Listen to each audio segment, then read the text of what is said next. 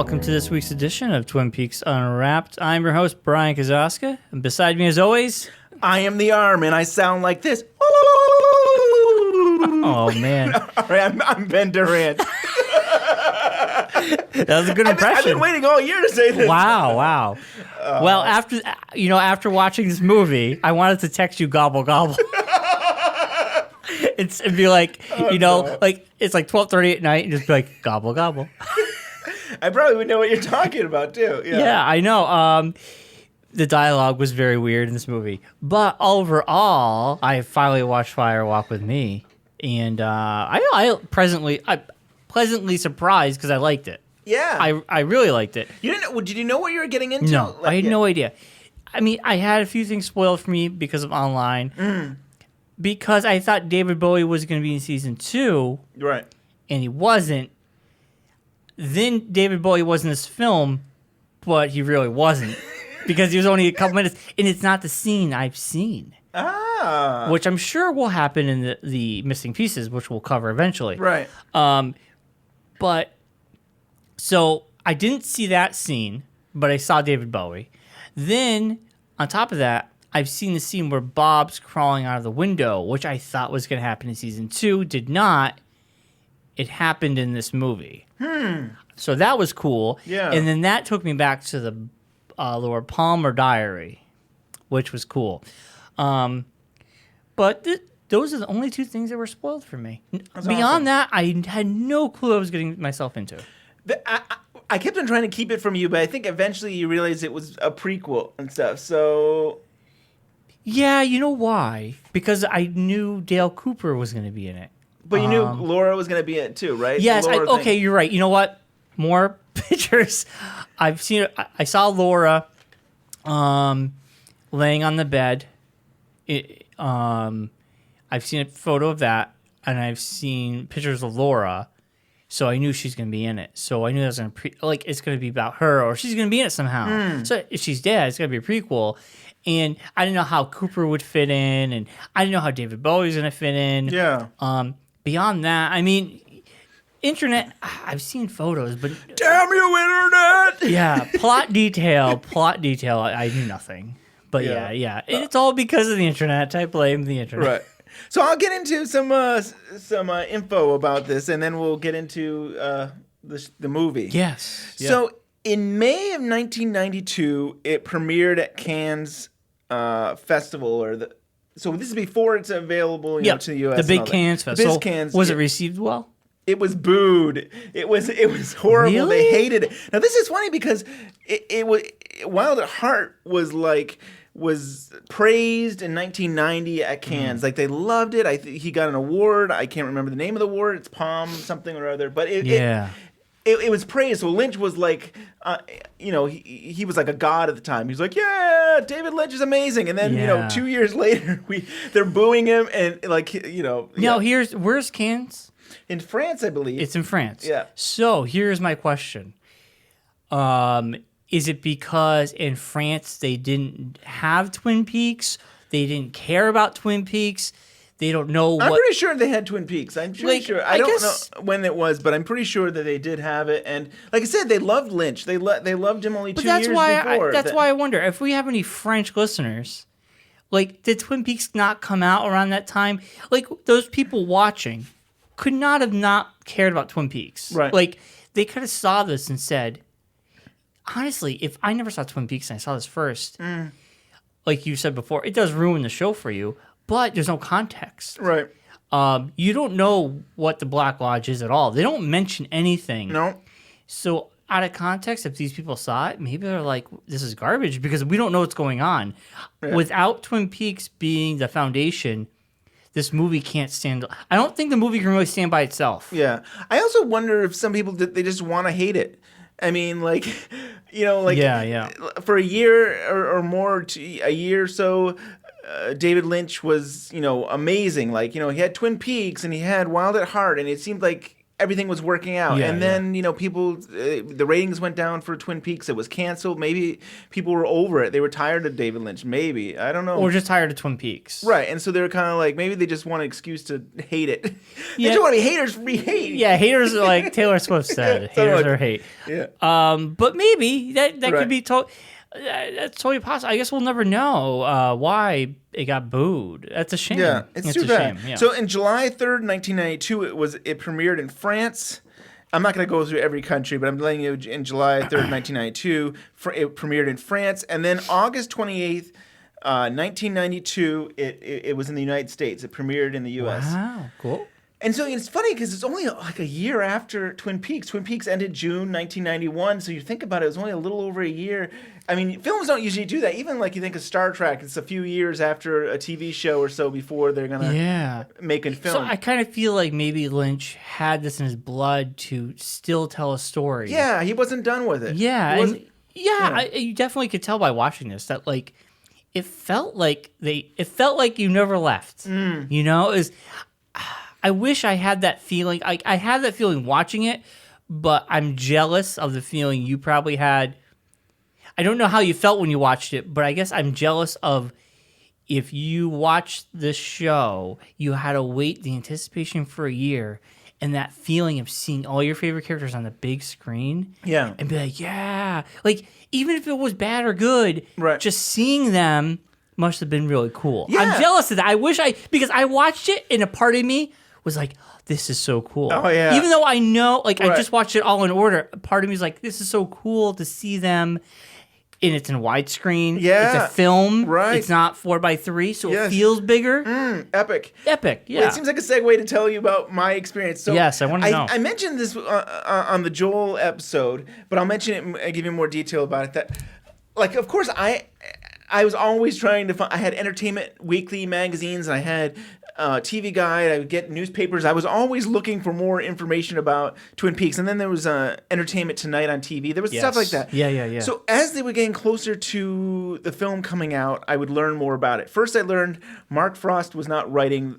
It was not working at all. He had basically nothing to do with Fire Walk with Me. And I was like, oh, I'm a little concerned that these guys are, especially because Mark Frost, really, when you think about it, Mark Frost did a lot of it for a lot of the 2 seasons. He was involved producing it and writing scripts, and to have him, I think it would be just perfect to have Mark Frost and David Lynch. So I was like, oh, I'm really a little worried about this. And then there was talk that Kyle MacLachlan was not going to be in the film at all. And it's like, what? Not at all? I mean, what kind of movie is this going to be? Yeah. And so I was concerned about that. It then eventually did come. David Lynch was able to convince him to do a part, to do some of it.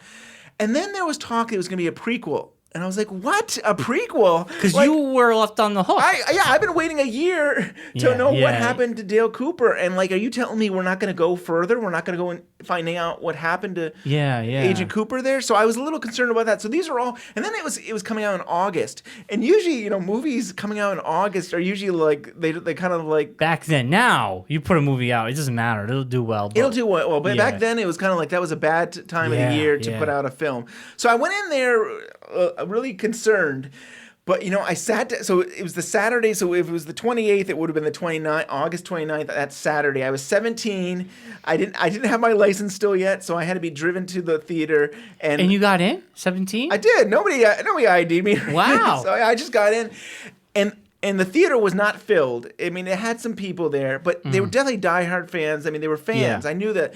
And the lights go down, and you see this blue screen, and there's just like that music, that jazzy music is like, oh, it was so incredible. And to me, it was like sometimes you just know if a film is going to be good or bad. Like I think about Phantom Menace, that first scene, my gut just told me like this is not going to be a good movie. Yeah, when he unpassionately falls to the ground, and you're like, oh God, even the acting is bad as this one guy falling. Yeah. But just seeing that blue light and the music is like, you felt like you were in a dream. You felt like this was an incredible thing. And then Kyle MacLachlan's title comes up, and the everybody was cheering, like the whole crowd in the theater. Cool. I mean, there probably was like 20 people in the theater, but everybody was excited just when his name came up. So it was an amazing thing. there's definitely parts of the film that kind of like is hard, which I think when we had Francine on, I said sometimes there's parts in David Lynch's films that make you scream and that are hard to watch sometimes. So there's definitely parts of that. I mean, it's hard to think of a young woman being sexually assaulted by her father and to see what she had to go through. But it was a brilliant film. It was like I loved all the mythology and all the stuff, and we should just get into it and talk more about this. But the only other thing I'll say is it was only in theaters for like 6 weeks. Wow. And probably back then, that's like a long time, right? Is it? I don't know. Now, movies barely in a movie. Unless you're a superhero film, I feel like a movie's barely in the theater. Is it really? I don't know. I don't know how long they last. But I think, after 2 weeks, it pretty much was... It was leaving theaters. So some theaters kept it for 6 weeks, but I think it went to the $2 theaters, the bargain bin theaters. And so the first weekend it made 1,813,000. So that's a flop. So it's under 2 million, right? Yeah, under 2 million. And I think flop. a domestic total gross was about 4 million total. Wow. Yeah, it flopped. In today's world, if a movie did that much in one weekend, they probably would have pulled it. It would have been. I think Josie and the Pussycats might have made a little bit more than that. And they pulled that thing was gone in one weekend. Yeah. So the times are different. Yeah, I mean, but so a lot of the theaters after 2 weeks were pulling it, and then it lasted maybe nationwide for 6 weeks or so. So I loved it, and I can't remember if I got to see it again. Or I might have seen it again. I mean, I was really happy with it, but I can't wait to watch it again. Yeah, I want to watch it again because there's just so much. To the film, definitely. Totally. So what do we want to get into first? Well, I mean, do you want to talk about the opening scene that we have this blue light, which turns out to be a TV set? Yeah, which is kind of like a metaphor from like you're going out of the TV into the theater. I mean, you could look at it that way. And the music was really cool. Like seeing Cole being one of the first characters. Agent David Lynch. But busting the TV, I thought was like a metaphor for like screw you ABC. Yes, you canceled our show. Yes, and now we're doing it our way. Right, and that's what I took that as. I totally take it that way, and I take it as like. David Lynch is kind of saying I'm done with TV because this wasn't his only thing. He did do On the Air, and he did do a few other TV shows. Mulholland Drive, that was going to be a TV show. Yeah, so that was still good. That would have been later on, right? That would have been almost 10 years later, 8 years later or so. But at least at this time period, to me, it was almost saying I'm done with TV. I'm going back to films and stuff. So, I like that, and I liked how we got to see Laura Palmer's body get thrown into the water. Well. It's not thrown into the water. It's a coasting in the water. Right now it's Teresa Banks. So right now we're the first victim. Teresa Banks. Yes, the first victim. Oh. Yeah, so that you're right because oh my brain. There's so much going on. There's a lot going on. Teresa Banks we meet I got to bring up my we'll edit this so it's all No, good. we have to bring up Chris Isaac plays Chester Desmond. Chet Desmond. First time I heard that, I went, "Oh my God, it's Dale Cooper backwards." That's Cooper his initials. That is really awesome. And then I'm like, he looks like a Dale Cooper. Yeah. Chris Isaac, he has that Dale Cooper charm, but I felt like he was the opposite of Dale Cooper. Dale Cooper, we've seen numerous times going to sleep, waking up, fully rested. Yes. Has his breakfast and coffee. He's a man of rest, will make you think better. But then we meet this new agent who his initials are reversed and is a night owl. The guy's up all night. Right. And the guy who's dragging along with him is like... Sam Stanley. Sam Stanley. And he's like, it's 3 o'clock in the morning. And he's just like, well, this is the best time to do work. It was just like an opposite version of Dale Cooper. It was kind of cool. That's cool. And there's definitely a lot of play with that in Fire Walk With Me, where it's like the opposite of Twin Peaks Double R Diner. It's the opposite of the sheriff. Sheriff Cable is the opposite of Truman in so many ways. I mean, we are definitely seeing like the dualities play a part in this. Now, I want to talk about the most interesting part is when they're going on the case, and there's that weird woman with the dress, and she does the weird dance in the very beginning. Lil. Yeah. And then as they're driving, this is the blue rose cases that Cole has. Yeah, right? the blue blue rose cases. Yeah. Yeah, and this woman's like, and then as they're driving away, Chris Isaac, his character, is talking about the clues that she was giving out, like, and then kind of quizzing Sam. Yep. What they mean, and I was like, at first, I'm like, is it going to be like weird, like? We have this weird clue thing, sort of like. All right, I think I might have put it together in my head right now. All right. As I'm saying it. Dale Cooper's very observant on everything. And even on his dreams, he can figure out what things mean. That woman, she just looked crazy to me, but is Cole, are these agents, like, is that like a weird way of testing them? Like, even if this woman looked crazy and did a weird dance, there's all these things you're missing. Like, look, the details. Yes, the details. Yeah, right. You're missing the details. Right. Even if it's weird. And break the code, solve the crime. Yeah, so that was the code, right? Like, if this woman was the code, how would you solve the crime? Right. And you sometimes wonder if Cole is he talks really loudly. Maybe he felt like the only way he can work with his agents sometimes is to work in code and not communicate. And that's how. Now, here's the thing. So her name is Lil. She wears red. She dances in place. Basically, it's like the little man from another place. It's like yes. And it's like little man from another place. Cooper's dream had you had to kind of figure out the codes to break the crime, solve the crime. And now here we have Cole basically, and he's kind of setting something up. He's saying these are the codes, and you got to figure it out. Yeah, I think in some ways it feels very much like that. No, I that's what I thought. Right. I thought this is just sort of like an appetizer. Like, we're seeing how smart Chet Chet? Yep, Chet. Chet is, and he's quizzing Sam, and Sam seems to be like an apprentice. Like, he's just awkward. Like he's learning the ropes. Like I couldn't figure out. Is he in training? I mean, he just he doesn't work well with people. He doesn't.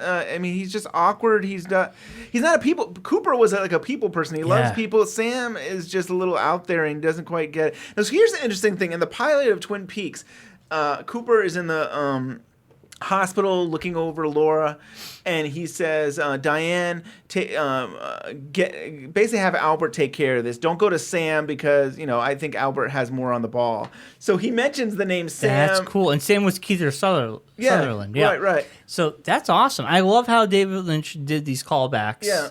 For diehard fans, you're gonna notice them. And I thought these two characters, the movie was going to be them. And honestly, I really like them. And now I can finally look at the casting list of season 3 because it would be cool to have these characters come back. Now, if I'm wrong, we can jump ahead a little bit with these characters. Do they say they disappear? Like they physically disappear, or they disappear, or they're not covering the case anymore? I can't quite remember. Sure. So there's when we go to Philadelphia and we have Cole and Albert and Cooper, it turns out that they say that Chet has gone missing. So he's disappeared in the fact that he's no longer around. They can't find him. That's what I thought. Sam is still around. Sam is probably the one that said, "Hey, I can't find Chet." Yeah. And the thing is Cooper goes to investigate it, and Chet's car is still at the trailer park. The trailer park, yes. And I remember that part. See, it's weird because this movie felt like two movies because once we hit that magical point where it's just Laura's story, that for me is the movie. This beginning stuff maybe confuses people if you never saw the show, but I liked it. But it does feel like it feels like you're going in a different direction. And then all of a sudden it just stops, and then then it's like, okay, we're focused. We're telling you a story now. Yeah. I felt a little bit. I mean, if I had a criticism of this first 20 minutes, half an hour, I don't even know how long. I'll say it's a half hour. Yeah. Half hour is you get yourself attached to these two new agents. Yep. And they're likable, and you want to know the journey, and they stop. And that I can criticize that. I can see why people could be upset because you're like, but I want to know more. And then why? It feels like disjointed from the rest of the film. I understand that. Yeah. It's funny. Back in the day, there were rumors that maybe they were going to make more movies. They were going to be prequels. So maybe, I mean, first of all, you had all this extra footage that David Lynch had filmed, and you thought, well, maybe he's going to make other films out of that. And then there was just thoughts you could have brought these characters back again. Yeah. And I want to know if Chris Isaac's on that casting list. I haven't looked yet, but I will. That'd be cool. But yeah, where do you think he? I mean, so here's the thing. So since you brought up the whole he's gone missing thing, when Cooper goes to the trailer park, he's investigating it, and when he finds his car, do you notice that there's something writing on the car? Let's rock. Let's rock. Now, that's what the little man from another place says. Yeah. No. Here, let's go back a little bit. When we we know. Yada. I mean, I don't want to yada yada yada, but okay, we know those two agents. They find the girl, they put the hand, they find the letter, and I'm like in my head going, "Oh, this is the same killer who killed Laura. They're investigating. That's cool. Right. This is cool." And then all of a sudden, he disappears. They're investigating. Yada yada yada. And then when we see Cooper, I'm like, "What is going on?" Cooper is running between the hallway into the surveillance room. Yes. The hallway, the surveillance room. And it almost looks like he's chasing himself. Uh-huh. And I had a flashback. I'm like, are we now in the future? Like, why is he chasing himself? Then... kind of like he did in the last episode. Yes, he was chasing... Episode 29. Yeah, well, he's chasing himself in the Black Lodge. So then I see what he was doing. He was like... There was like a delay, almost like... Right. And then when he ran in, you see David Bowie's character running. So could they not see David Bowie's character? Were they trying to capture him on film? I didn't understand that. Because they're like, we didn't see him. And then when he comes into the office... Well, I'll tell you what I think about... Yeah, what do you think about that scene? Well, first, the thing I think about the scene is... So Cooper comes up to Gordon Cole, and he says, I want to tell you about my dream, or something like that. At least that's how I interpret it. He's saying, like, okay, I told you about this dream. And to me, this might be like... this is my own interpretation. That it's almost like the bottle rocket... like from... I think it's episode 2 where he throws a rock at a bottle, his technique. Yeah. But he said he learned that from a dream, that he did that. So I almost feel like he's telling Gordon Cole, I had a dream, and now I'm going to try out my dream. Because maybe in my dream, I had this thing where if I went back and forth, there was a delay in the camera. So he goes and does that, and he keeps on doing it back and forth until finally there is enough of a delay where he still stays on camera. And he sees himself. And then, Agent Jeffries, David Bowie shows up. Yeah. But I always wonder, like, did he mess with time? I don't know I think there's a lot in this film that talks about time. Like, there's a lot of clocks. There's a lot of talk of it and stuff. So you do wonder, did he open up a portal to let Jeffries in? Yeah, where did why? There was so much going on in this beginning part. Right. Like, and we're not going to talk about Judy. We're going to talk about Judy? That's what Jeffrey says. He's like, we're not going to talk about Judy. Yeah, you're right. And then, but we don't know who's Judy. We don't know who Judy is. Judy comes up there, and Judy comes up at the end of the movie where the monkey says, Judy. The monkey says Judy? Yes, at the very end of the movie. That's the last thing we hear is Judy.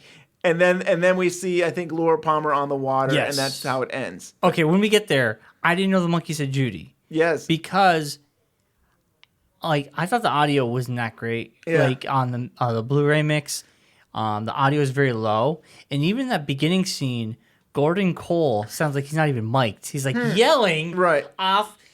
Wow, Coop. And, like, everybody else is mic'd, and you hear Gordon Cole, yeah. And, like, I'm like, oh. I noticed that, too. Yeah. Like, the audio wasn't that great, and the mixing maybe not There has that been great. some problems with Blu-ray. I don't know it could be the Blu-ray's fault there. So, and I didn't put the closed captioning on, which I should have. I would have noticed the Judy thing. I just saw the monkey. I didn't know he said, because the music was playing. Yes. And...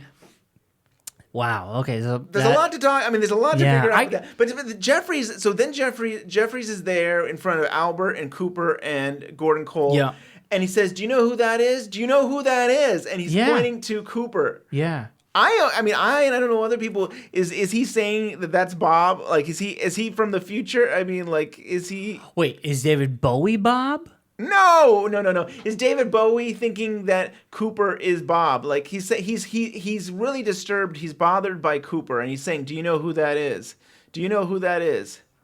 And then and Gordon Cole is saying this is the long lost Agent Jeffries. He's been missing just like in the just Black like Lodge. and just like Chet is now missing. Jeffries is now missing. So it seems like there seems to be a pattern of missing agents. We have Chet, Jeffries, Cooper. Wyndham Earle. Wyndham Earle lost. Well, right. He was gone for. He was missing for some period of time. He was, and you went to the loony bin too. Yep. Interesting. Wow. So I didn't okay. It's all putting. See, this is why I want to watch it again because it's like there's a lot to take in. In the beginning half, I almost forget about it because the lore story I get so wrapped up in. Sure. Let's go into that. You want to get into the lore stuff? Yeah. I mean, so basically that's it for that beginning half, right? I mean, Cooper. Oh, I want to talk about the one part though. After all that, it just was like Twin Peaks, and you hear the music, and I'm like, yes, we're home. We're home.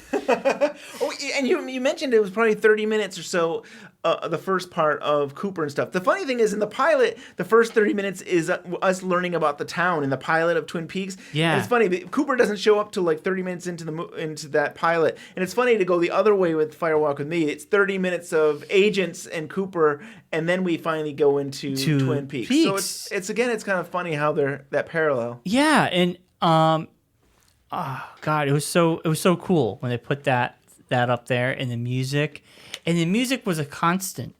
I noticed they let the soundtrack play a whole scene, and there's always music in the air. Always, and the scenes went long. There were not It's like. This is like the Twin Peaks that your parents warned you about. It was like the R-rated, the nudity, the swearing, the drug use, the extensive scenes. Like it was. I feel like this is a foreshadowing of what we're going to see in Showtime with better dialogue. You're probably right. I think because Mark with Frost on there, I think the dialogue will be better. I thought the dialogue was a little weird. Yeah, Lynch is always weird. I wasn't bothered by the dialogue. I think for me, what Frost will bring a little more structure. Yes. Yeah. I think that's what I love Lynch's artsy style. I think it sometimes needs structure, and we should say too that I didn't mention this, but David Lynch and Bob Angles both co-wrote this script of Firewalk with Me. So Bob Angles, was one of the main producers with Harley there for the second season. Like they pretty much were running a lot of it. The second season. So yeah. I mean, it was cool, but it was so weird to hear like the gobble gobble scene was funny. And I'm not criticizing saying it was bad, but I think like story wise there'd be more structure. So I guess that's where I'm going with that. And then let's go into the whole Laura Palmer thing. I was so blown away that we're going to learn about Laura Palmer, and I'm glad you had me read the book because I feel like that book really gives you an idea, and it really brings to life, that diary brings to life her world. And when you see this, I think it's like such an aha moment. You're like, yes. Now, I don't know how much Lynch actually used the diary. Like, you feel like he must have. Like, so this is his daughter, Jennifer Lynch, wrote the diary. Yeah. I do know that ripped pages. Yeah, there's ripped pages in there. She brings it to Harold. Right, that's all in the diary. Yeah, it's all there. So they probably did. Cheryl Lee, actress who plays Laura Palmer, she read it and she really used that as a kind of a Bible to help her with the performance of the film. Honestly, it's so great to see her play a Laura Palmer. Yeah, she's not living Maddie. And breathing, right? Yeah. Yes.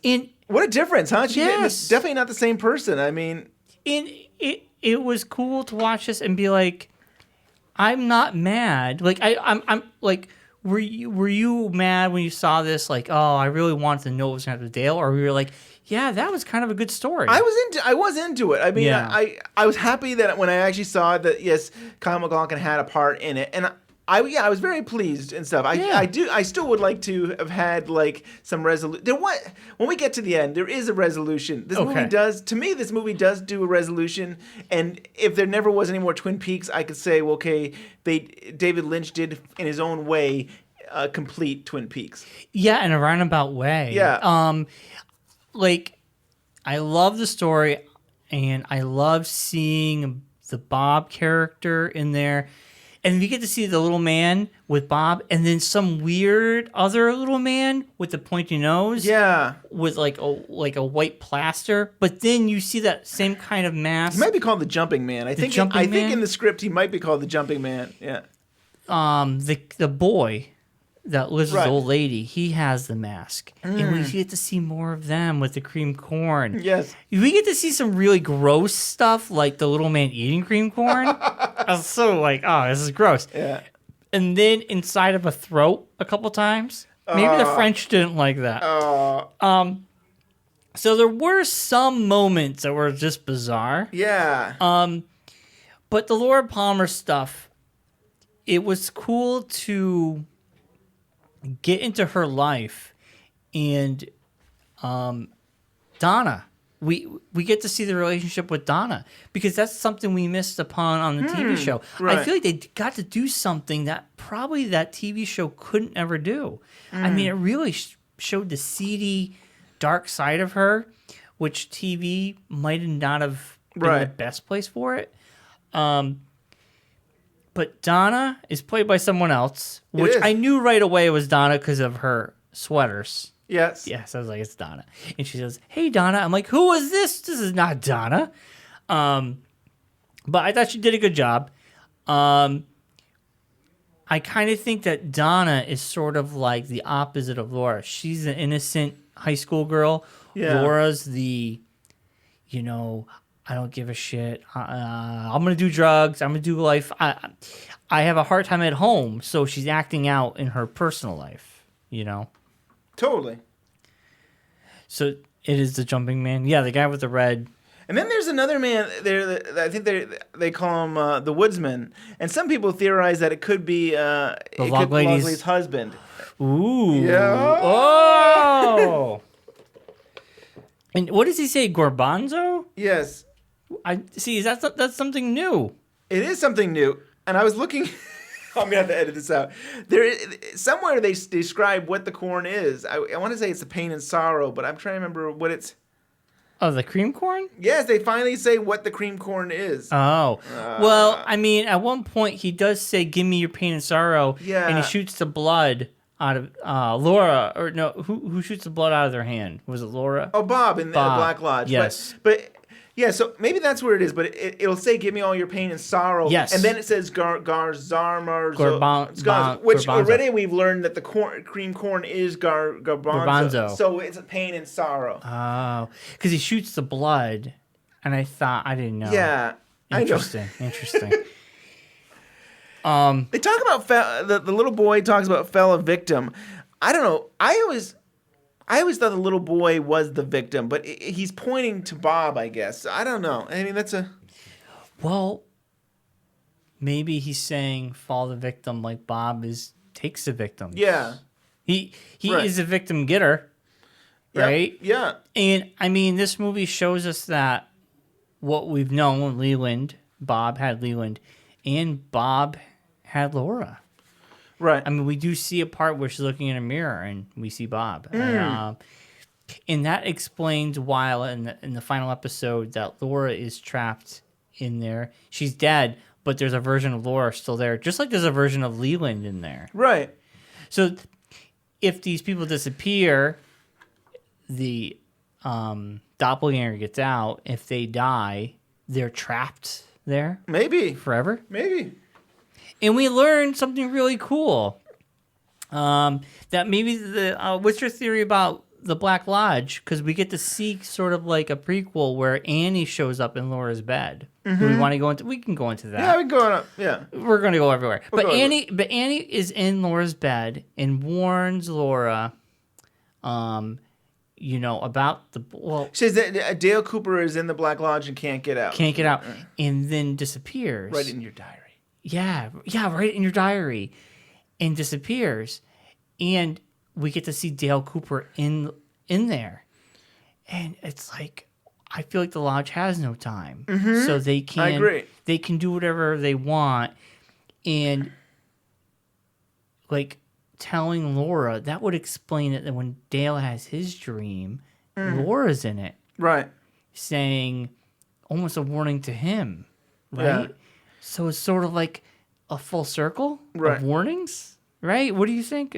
Yeah, I think they're all trying to help each other out. Maybe it's interesting too. Agent Jeffries also mentions that like we live inside a dream. We don't know what that means. It's like is Twin Peaks? We talk about snow globes. Is Twin Peaks all a dream? I don't know, but he mentions about we live inside a dream. Yeah, well, she was sleeping too, and she did show up next to him. Yeah, Well, I also want to mention that that meeting that was going on with Bob and Little Man from Another Place, they're above the convenience store. So that's the convenience store. I mean, like in the series, I was going to ask you, why were they above not in the Red Room? I don't know, but I mean, at one point, Mike and Bob killed together, and they said that they had lived above a convenience store. And so I don't understand why they're in that room and why it's separate from the Black Lodge. I don't really understand, or the Red Room. The curtain did kind of overlap. Yeah, it seems to be another room or something. Well, here's a theory. I mean, what if Bob and Mike created this Black Lodge? Because Bob and Mike play a big role, especially in this movie. We get to see Mike. Yeah. And he's like, he has it out for Leland. He's yelling at him, and it really throws Leland off his game. Yeah. Like his train of thought. And because he wants Bob. Right. So I wonder if the Black Lodge above the convenience store, that became the Black Lodge because of this evil they let out. Maybe. Because Bob was a real person at one point, I guess. I don't know. I don't know. We talk about Robertson and that he lived next to Leland, but we don't have enough information It's a mystery. Understand. It's a mystery. I mean, it could just be another person that Bob possessed. It's so hard to know. Yeah, for sure. right? It really is. And because the way Mike talks about Bob was like almost like a real person. Yeah, or I don't know. Sometimes I thought they were demons. It's so hard to tell what they are. For all we know, he could be the only one who could see Bob like that, like a person, and like maybe he's been trying. He is like the headhunter. He's like he's like a bounty hunter looking for Bob. And he's not very successful. And this might be the only flaw I feel in Fire Walk With Me is that in the series, Mike didn't know who Bob was. Like, he's going around and, like, they have Mike in the Great Northern, and he's meeting people, and he's like, nope, that's not him. And then at some point, he falls over and seems to be pointing at Ben Horne. Yeah. But here in Fire Walk With Me, he clearly knows Bob is Leland, or Leland is Bob. I mean, like... You're right. I mean, that does... But... In the TV show, I mean, the mystery is who killed Laura. I know. What I want to believe, I try to get around this. The only way I can think is that he was, by the end of this, Mike was just weakened and he started forgetting things, or he just. Oh, but you know what? I guess the logic would be this: he has that insulin or something that calms him down. Yeah. Remember, because he needs to shoot up insulin or whatever drugs to quiet it down. Maybe when he quiets it down, he doesn't know. Right, he doesn't get crazy. Well, I mean, the idea is to keep the spirit of Mike at bay. Philip Gerard is a person, and that's true. He's trying to keep himself. So only Mike knows, not Philip Gerard. Right. So, but at the same time, I think they're both. I feel like they're both Mike. I mean, it's like a split personality. Yeah. Split personality sort of deal. So I go with that theory, Ben. Okay. I go with that because it would throw the continuity out the window a little bit. Right. But. So Mrs. Tremond, who in this movie seems to be the Chalfonts. She's the old lady, yes, and she has the little boy there. But they're different names, but they clearly seem to be the same person from the TV series that Laura on the Meals and Wheels would go to. And they show up and they give Laura a painting of a door, right? Which is creepy. Yes. She puts the painting up, and then when I think it might be after the Annie scene, she gets up and she goes out the door and she looks and she's going in the painting. It's crazy. It was creepy. It was so creepy. But what was that? The doorway into her madness, into the Black Lodge, into anything above the convenience store, right? Something, right? Yeah, totally. I mean, what did you get out of that? It's so hard. Sure. It's a really tough one. It's a really tough one. The biggest thing I'm trying to figure out is is the little boy and Mrs. Chalfant trying to help Laura, or are they working for Bob? And that's because they're there at the above the convenience store, so it's kind of like I used to think that they're part of the White Lodge. They were on the good side, but it's so hard to tell what they're trying to do. I think they're helping Bob get to her. Yeah, because by the end of the movie, Bob is in her. I mean, he's getting there, right? He's getting there. Yeah, he's letting her in because she's losing hope. Right. And I think that represents the other painting. It's weird. They touch upon this painting with a door briefly. You see that, and then all of a sudden that painting's gone, and then we see a painting of an angel with people having like a tea party, and the angel disappears. And I thought that was Laura losing her innocence, and then at the very end, we're gonna skip all the way at the end, where the other girl, Vernette is spared, and the angel shows up, and I feel like that was allowing Vernette to be spared, and Laura's dead. Laura's dead because she lost all hope. And Vernette maybe at one point isn't as recluse as Laura, and she's probably not going through what Laura's going through. No. So she's spared, but I kind of feel like that duality of she is spared and Laura's not spared, and then it seems like a good time to talk about the ring, owl ring. What do you make of all this? Yes. Cooper says, "Don't take the ring." Don't take the ring. She ends up, I think, when she sees Annie, all of a sudden the ring is in her hand. The ring is on Teresa Banks' hand at one point. I think it was on Mike's hand when he's going after Leland. Yes. What do you think the ring symbolizes? Did we see the ring in the show? No, we see the owl symbol, like the owl cave, but we've never. This is the first time the ring has come up. But Cooper's saying don't take the ring, and in the end of the movie, Laura does take the ring, and then her father Bob is saying, "Don't make me do this," and it's basically seemed to be say the ring represents death. Yeah, maybe because that's the owls. I mean, that's the owl symbol, and the spirits can go in the owl. It's the ring. I don't know really. Yeah. I mean, it could represent death because it seems to be a trend with the ring. Maybe, yeah, right. Or it's evil, but at the same time, so it's like the question is, did Laura make the right choice?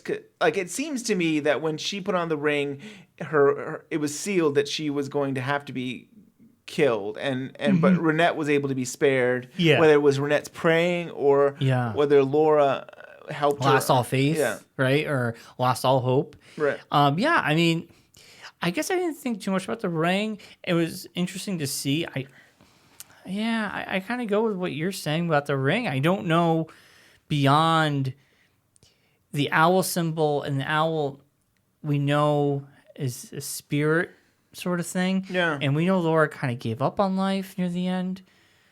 So yeah, and if Cooper is warning her, don't take the ring, right? I really didn't think much about the ring, to be honest. Okay. I mean, like I said, I got to watch it again, but right. I didn't take too much stock into the ring, but I guess it's kind of like it means it's like a bad omen, maybe. Yeah, maybe. Leland Palmer, is he guilty of these actions that have happened to his daughter, or is this all Bob? Okay, we can go into this now because we talked about this a long time ago. Yes, when the killer were revealed episode. Right, and I always thought it was a tough one to really figure out. Like, is it the evil that men do, or is it there really a demon Bob who is doing this, or is it a combination of both? I guess that's the easy way out, right? Say that. Well, okay, we can really unpack Leland now. Like, I don't know. I mean, Leland is not father of the year. Definitely. No, but okay, we were talking, before, but like, I kind of like Leland and Sarah Palmer, which tends to never go outside. You got the perfect house, this beautiful house, picket fence. The 50s kind of like, we're cool, like we're a good family. Yeah. But inside, there's trouble. Right. Laura's being abused. Sarah is ignoring it. And blatantly ignoring it because there's a dinner scene where he's like, "Did you wash your hands?" And she sticks up for her briefly, like, "Leland, not now." And she's giving him a little sass. Yeah. But backs off. Like, she doesn't really like fight him about it. It just yells, and he's just like, "She didn't wash her fingers. There's dirt." And she storms off. And I'm like, Sarah Palmer was a horrible mom. Like, but will I give Sarah Palmer a pass because maybe she's been doped and drugged up? Yeah, he does. And so in this movie, he does give a glass of milk to Sarah Palmer. And I feel like that's his way of like, you're going to sleep well now, and I'm going to turn the fan on, and you'll sleep through the night. Yes, the fan now. Is the fan to, like, disguise the noise? I think so. To disguise or stir up whatever's in the air, or I thought, like, was it to like mask the noise of anything? I think so, and it's funny because we had that whole symbol in the series, how you just saw the close up of the fan, but this is a whole new meaning in this film. I feel like when the fan turns on, I bet there's a trigger in Laura Palmer that she might know, hey, something's probably going to happen, and right, and it probably masks the noise of whatever is happening to her. And maybe that fan became like, it became that trigger. It's like, oh no, I need to go to my happy place because something bad's going to happen. And we're going to so Sarah, we see Sarah get drugged with the milk. So now I know she wasn't punched in the stomach. She wasn't punched in the stomach. I love that. To go back to the original, I thought she was punched in the stomach because she's like, "Oh, my stomach!" Oh. And also, Leland, why'd you punch me in the stomach? So this is gonna be very long-winded, and I mentioned this to you this afternoon, but it's worth talking about. The white horse, which I didn't get during the show, I finally got. I mean, what I think I get anyway. The white horse represents, in my opinion, Sarah being drugged. I think Sarah being drugged in the show, we saw the white horse, and then we see the white horse now, and that's when Sarah gets drugged.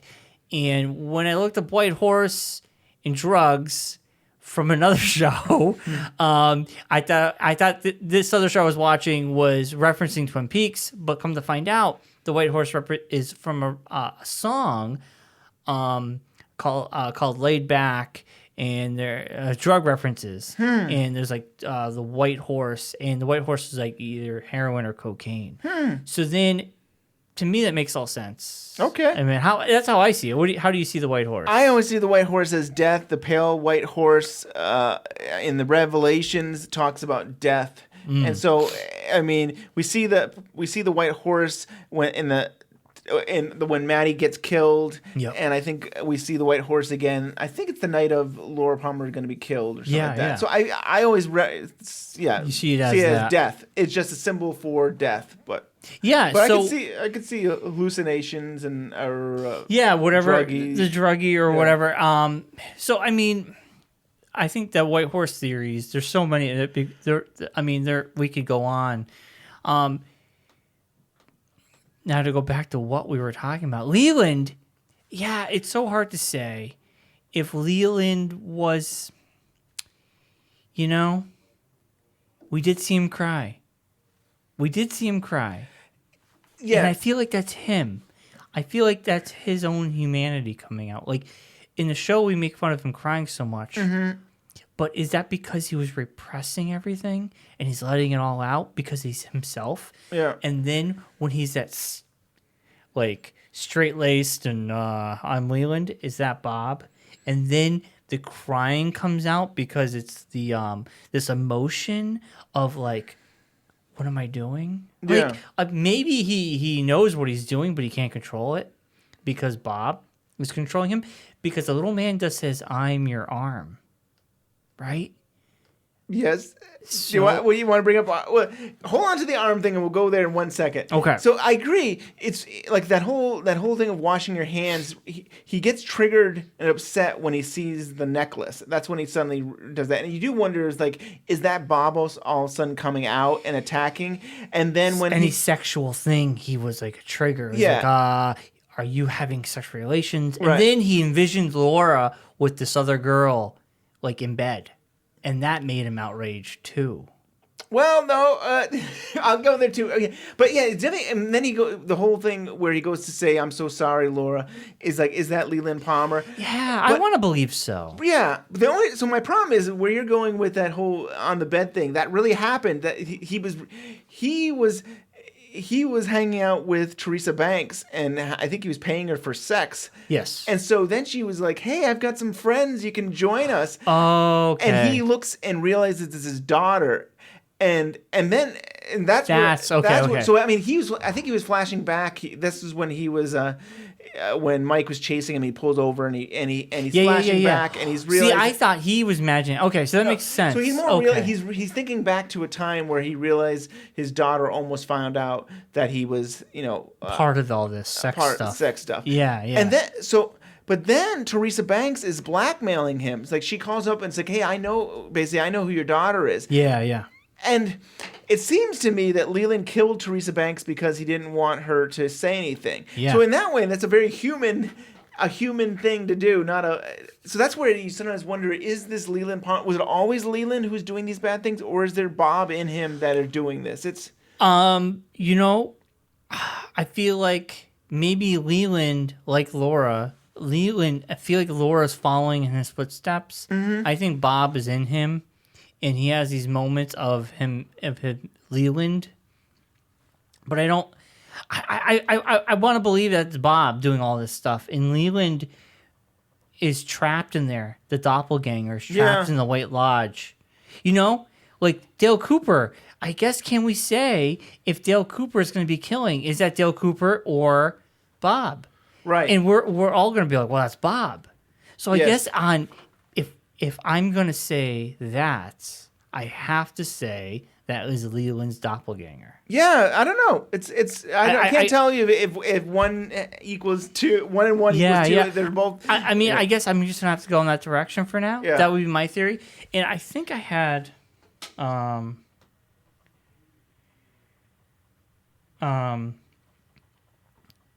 So there's a quote from David Lynch that kind of goes with this movie about because you're flipping through the movie with Donna and Laura, and I want to talk when they go to the club together and Donna's seeing the side of Laura she never knew with the two guys, right? And I kind of feel like Donna represents the innocence that Laura would want to be, but she's not. Laura. People die, she laughs, she does drugs, whatever. And Donna's seeing this world where, like, it's like, what the hell are we? We're in a club. It's like everyone's getting naked and doing drugs. We're two strange guys. Gerard, the big guy, Jacques. Yeah. He's there. He's a creepy guy. Like, I can tell why Jacques wants to be in the new season because he just wants to do creepy things. And they're all doing creepy things.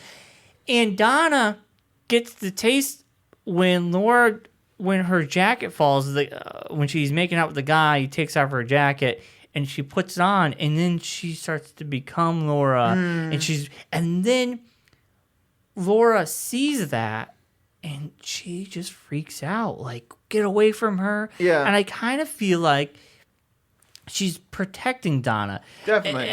I kind of see like, okay, you're trying to protect your friend for being innocent, then why would you bring her there? Right. Seems kind of silly. Yeah. But it represents, I think visually it tells that story well. And there was a quote from David Lynch, and I happened to see it today. Good timing.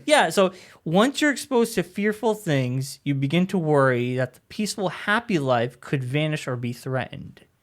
And I kind of feel like that quote represents this movie to the T. Like, you have Leland, who if Laura finds out about he has to get rid of that person, and that's his place that could be threatened, and he's kind of gone down the fearful. He was fearful of his life, and then you have Laura, who I think the quote kind of works with Laura because she's lost the happy, like everything's threatened and horrible. And I think Donna could represent the peaceful stuff, and that was threatened. Like that other side of her is threatened, and she freaked out and wanted to preserve that. Yeah. You know? Because Laura... she does care. I mean, I think we see it in the diary. I mean, there's a part of her that loves the people that are around her, and then part of More her... than herself. More than herself. Yeah. And at the same time, she's self-destructive, and sometimes there's times she just doesn't care. And so she wants to protect Donna, but there's other times where she's like, well, everybody can go to hell. We can just all be damned together. Yeah, but I feel like Donna is that one person, that link. I think Donna represents that good in Laura. Right. Like, And I think, Laura, maybe almost Laura's like, all this bad stuff can happen to me, but maybe she doesn't want bad stuff to happen to other people. Right. And so she says the next day, I don't want you ever touching my stuff again. Yeah. The irony of that is, of course, and I think we'll say the second season of Twin Peaks, Dawn decides to get Laura's glasses, and she puts them on, and all of a sudden she starts smoking, and it's like the bad girl for Donna. I mean, Donna's still kind of, she's really not that bad of a girl, but that's her version she smokes. Yeah. She's like trying to be Laura. She kisses James through the bars. Yes, that's right. Yeah. And we get to see James again. Yes. Oh, boy. That was exciting. He was as exciting as I thought he would be. Not that exciting. But James was like, I wish I got more Shelley. It was cool to see Shelley. I know. And Leo being a total bastard to her. Hitting her in the head. This is our house. You need to clean these floors. I'm Leo. Exactly. He had more lines in that movie. Like, everything else is like new shoes. Don't you know where we live? Yeah, we live in nothing. We're still building the house. That was kind of cool to see that. Yeah. I mean, I felt bad. I'm like, oh, more Shelley. No. Maybe the deleted scenes. We'll get there and see. I'm excited to see the deleted scenes. You mentioned the arm. What do you want to talk about the arm? I am the arm. Well, if it's an arm as an extension of yourself, or maybe they're an extension of... Whose arm is it? Whoever's possessed. Leland or Loris. Whoever Bob is in. I think I'm the arm could be an extension of... Oh, well, now you show me. I show him now.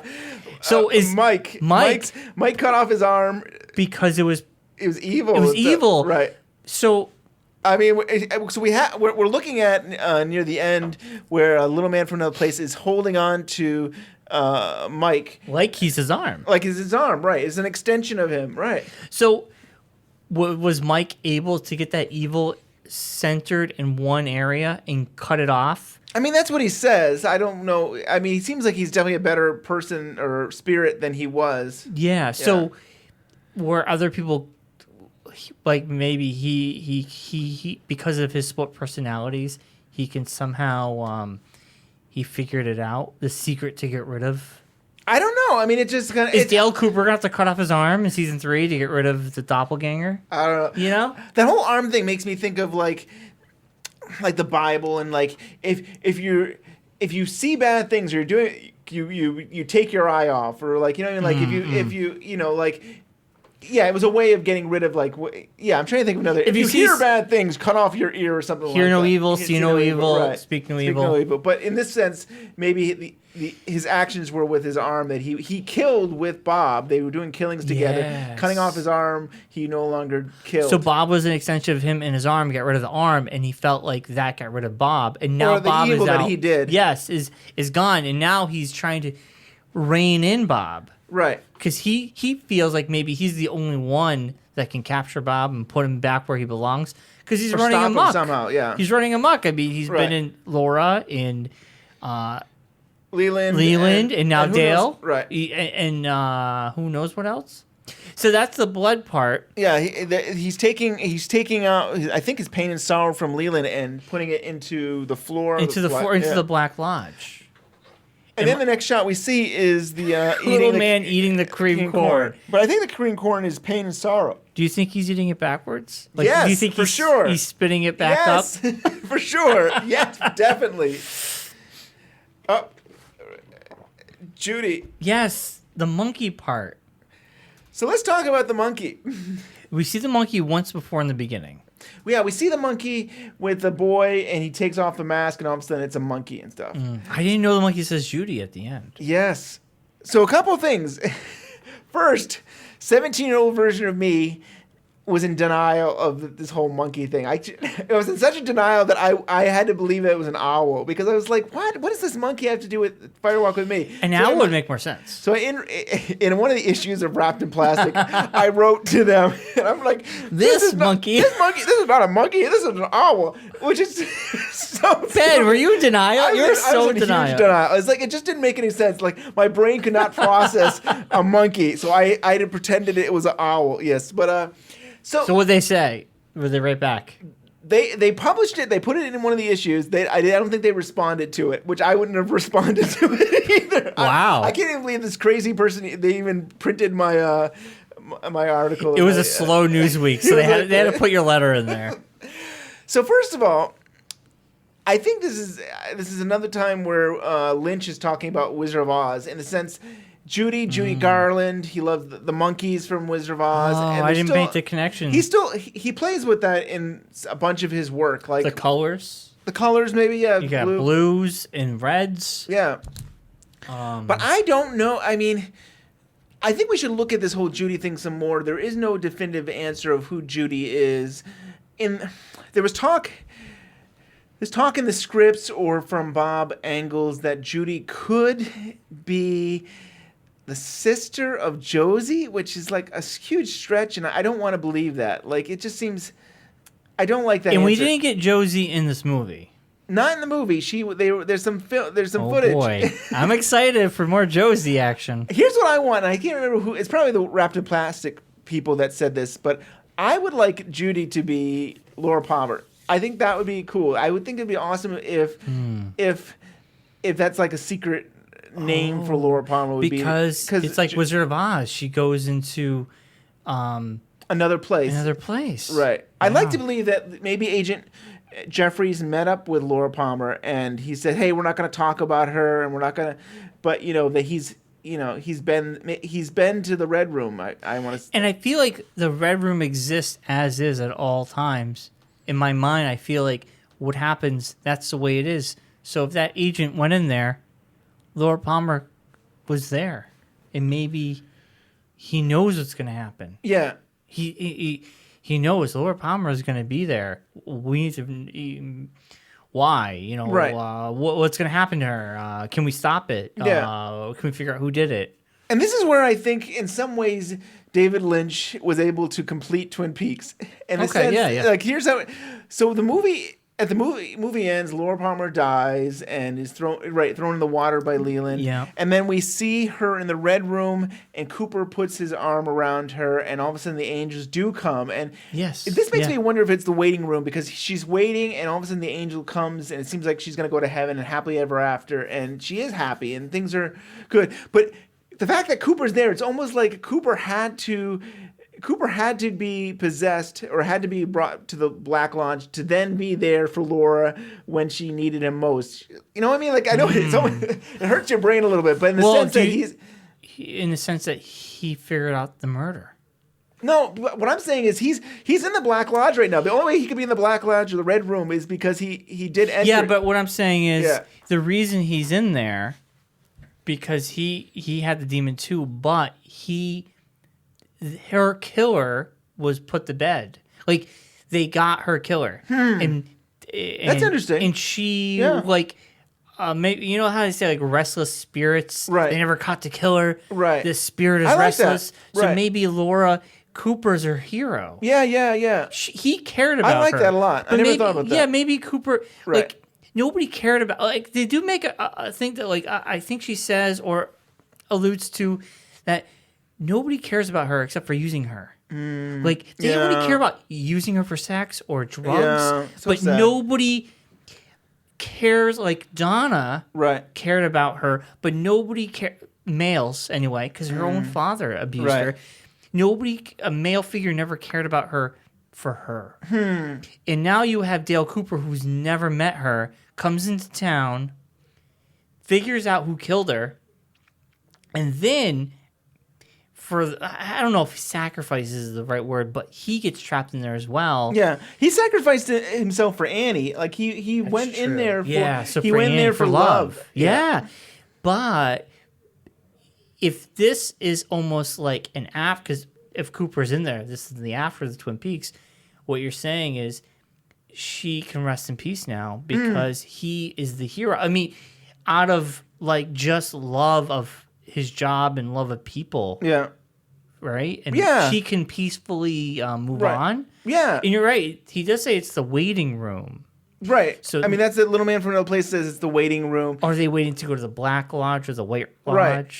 And then at the same time, is this all with the zigzags? Are we in both? Are we in the White Lodge and the Black Lodge? Yeah, right. Because the black would represent the black, and the white, yeah. So totally. it could be we're in the waiting room, but we're also we're in another section of. Yeah, and it could be which direction do you want to go in? Yeah. It's all up to you. Maybe you decide where you want to go. Maybe, who knows? And maybe, yeah. But it's okay, exciting. so I'm thinking that, like, in a way, Cooper and Laura met at the same time in the same place. You know, even though it was a month later for Cooper to enter the Black Lodge, because time isn't relative to the same place. They can meet at the same time. She can die, and right away there's Cooper waiting for her because the time doesn't work the same. And then in his dream, she says, "What was it? 25 years? Yes. I'll see you again in 25 years." Right. Now, what's up with that? Does that throw a kink in all this? No, I don't know. I mean, maybe she goes to the White Lodge and is able to come back. Oh, wait a minute. He's old in that. Yes. And now we're going to get season 3. And at the end of season 2, he gets possessed. So he has been waiting in that lodge. Yes. He has been waiting. Yes. Because his doppelganger is out. Right. And maybe he needs Laura. Laura needs to save him now. Maybe. Maybe. That would go full circle. And that would explain why I should be in season 3. But does that make sense? It does. I think that makes sense. I mean, even if it doesn't go that way, I like thinking about it that way. Yes. Because they help each other. Yes. And why else would he be old? Right. And she is there with him. And he gets all the clues. Mm-hmm. She helps him solve her murder. Yes.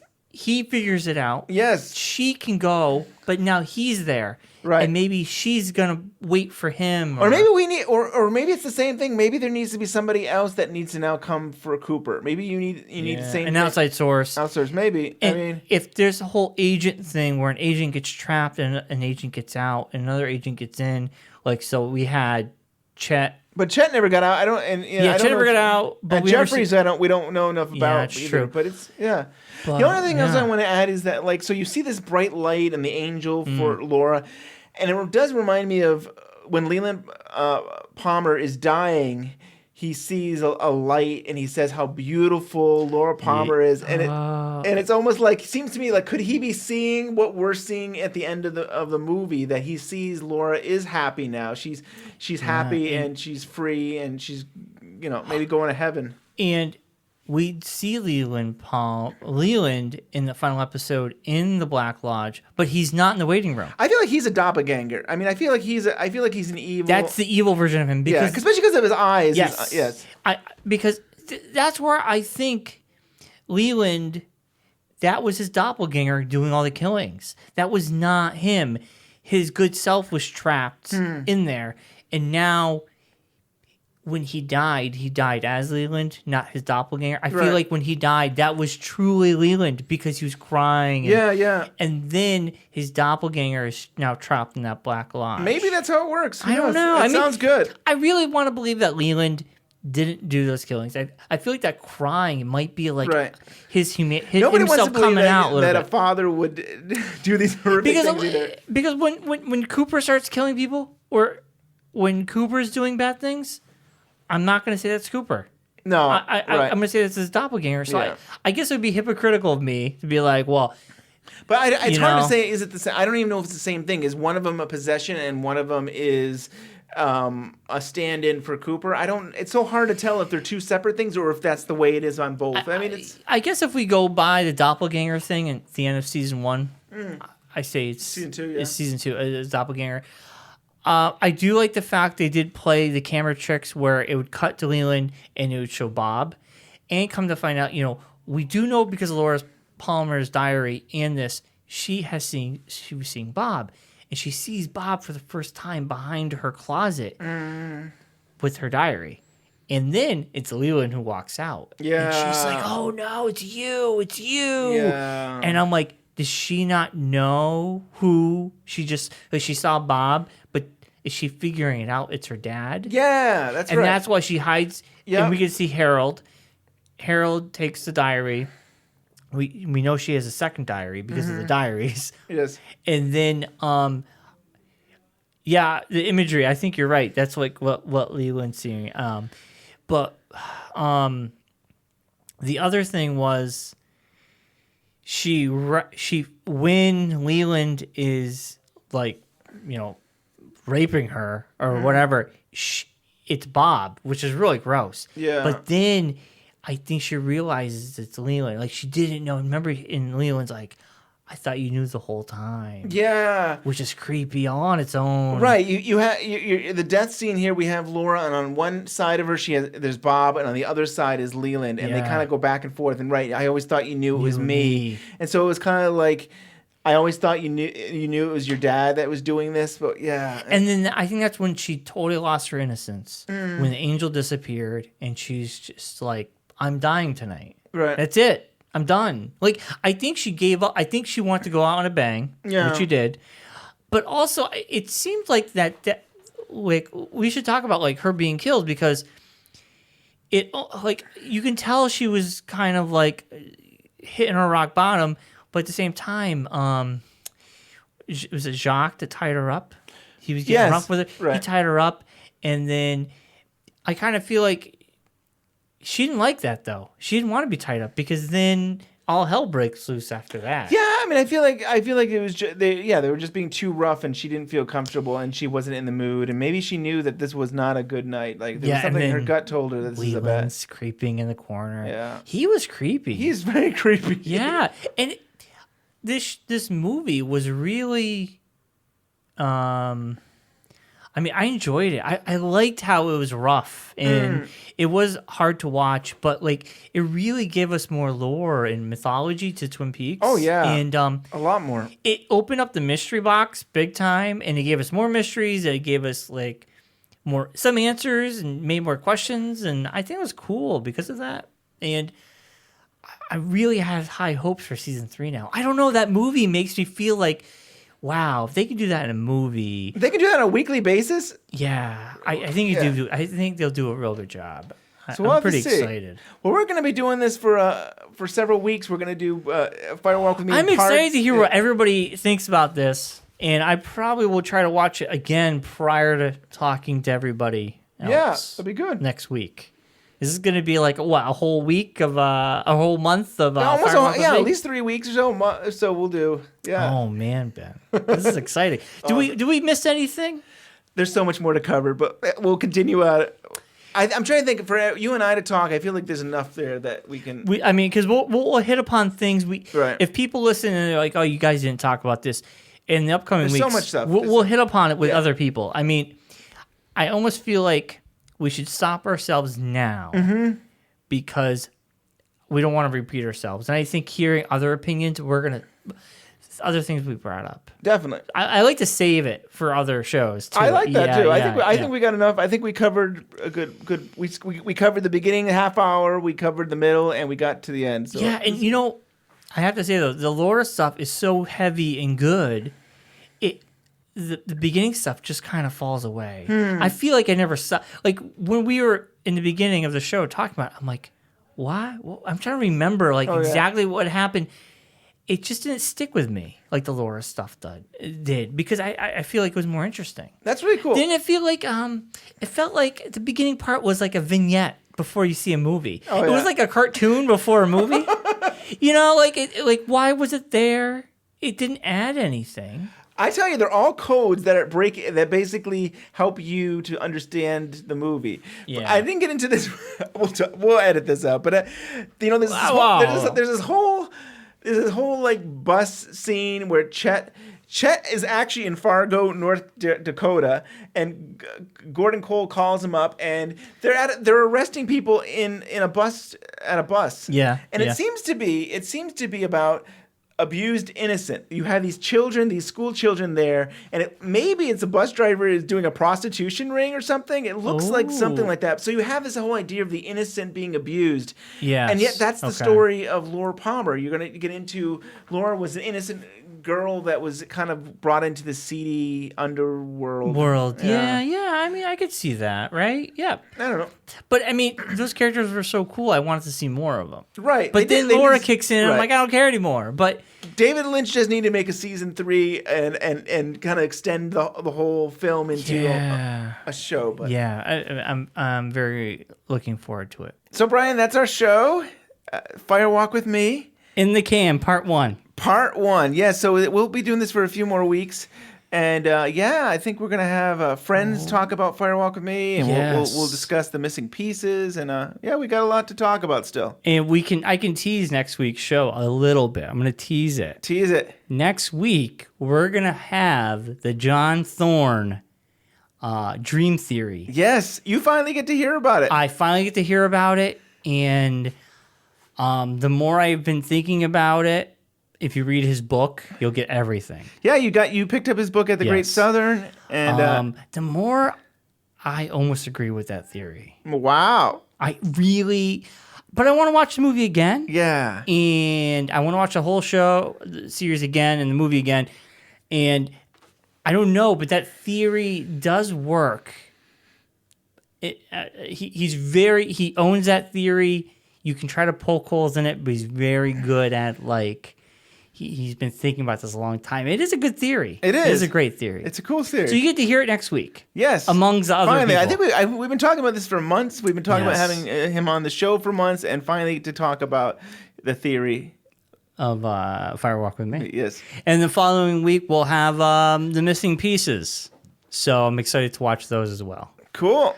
All right. So everybody, you can like us on Facebook. We hit over 200 likes on Facebook. Which is awesome. So please share with your friends and keep liking us on Facebook. We're also on Twitter. Yes, we're on the Twitter. Ben, you've been taking care of the Twitter. You've been taking care of Facebook. Congratulations on and Reddit. We're on the Twin Peaks subreddit on Reddit. Under Twin Peaks Unwrapped, I post the podcast, but I've been trying to be more vigilant about being part of the community on there, not just promoting myself. Yes. I felt like I should be part of this, so I've been promoting my theories. Yeah, awesome. And I'm trying to do the same thing on DUGPA forums there. That they have a Twin Peaks section, and we have a Twin Peaks Unwrapped section where I'm posting things, and I'm going to keep trying to get more involved too at part of the community and stuff. Nice. It's great. I mean, we love the community, and it's be really exciting to talk more about theories and what's going on. And getting other people's opinions about stuff. My first theory, you can check it out. I'm going to try to do one a week. And that's going to be hard, but I will do my best. The first one, the one I'm very passionate about, and it's silliness, and for some reason it's the only one I don't know why I love it, is the Star Wars one. And I posted it, and people have commented it, and I have a good dialogue back and forth. Very cool. So I'd like to... And if we get anything juicy or people get really into something, I would like to do you want to say, up on the show. You bring up Star Wars, do you just want to say it has to do with the wipes in the last episode? The wipes in episode 28 and the I'm Your Father scene being in between those wipes. Yes. And people did notice the Star Wars wipes. They thought it was weird. Some people did notice the Star Wars. I honestly don't remember ever seeing the wipes in all the Twin Peaks shows. That's why I find it so odd. Yes. But then with John Thorne, you go on Reddit, read it. Yeah, go on Reddit and read it. You check it out. It's silly, it's stupid, but you'll love it because it's just something to talk about. So you can. The podcast is out every Wednesday. We've never missed a show. We've done it for a year now, and every Wednesday you can check out us on iTunes and us and. Give us a comment. Yeah. Give us a 5-star review. That'd be great. We'd love that. And so I thought we could end the show with a clip of David Lynch from a documentary called The Films of David Lynch. And I think it aired on September 4th, 2003. Wow. Cool. So, yeah. All right. We'll see you guys next week. I love the world of Twin Peaks. And Laura Palmer was always the biggest mystery. And here was an opportunity to go bit by bit in the last 7 days of her life. And one thing led to another, and a script emerged, from that. So Fire Walk with Me wasn't well received by most of the Twin Peaks fans because it didn't have, they said, the same humor or, lightheartedness as the series.